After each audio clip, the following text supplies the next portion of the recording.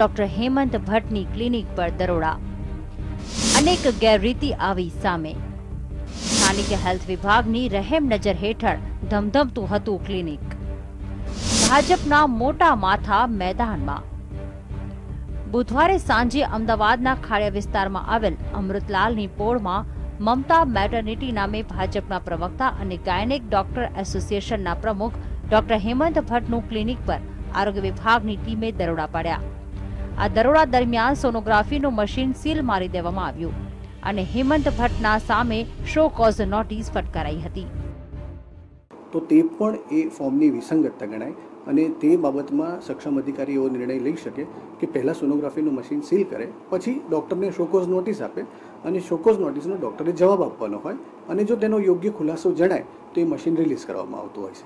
એટલે ટેકનિકલ બાબતોને લીધે થઈને કાલે આપણે ત્યાં જે કેન્દ્રની ટીમ આવી હતી તેમણે સોનોગ્રાફીનું મશીન સીલ કરેલું છે। સામાન્ય રીતે જ્યારે સોનોગ્રાફી કરાવવાની હોય છે ત્યારે મહિલા પેશન્ટનું ફોર્મ F ભરવાનું હોય છે, જેમાં તમામ ડિટેલ ભરવી જરૂરી હોય છે।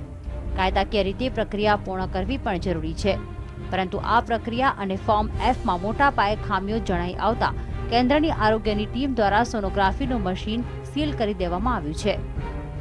ત્યારે ડોક્ટર હેમંત ભટ્ટ દ્વારા લૂલો બચાવ કરતા જણાવવામાં આવ્યું હતું કે સામાન્ય ક્ષતિના કારણે આ કાર્યવાહી કરવામાં આવી છે।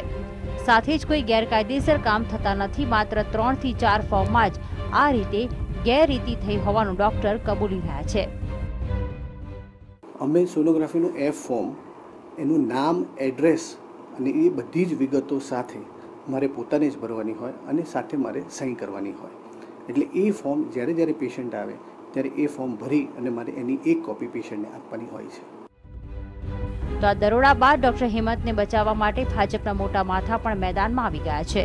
સ્થાનિક લોકોની જો વાત માનીએ તો મોટા માથાઓ અને સ્થાનિક તંત્રની રહેમ નજર હેઠળ જ આ ગેરરીતિ ચલાવવામાં આવી રહી હતી। કેમેરામેન અમિત શર્મા સાથે કશ્યપ જોશી, GSTV, અમદાવાદ।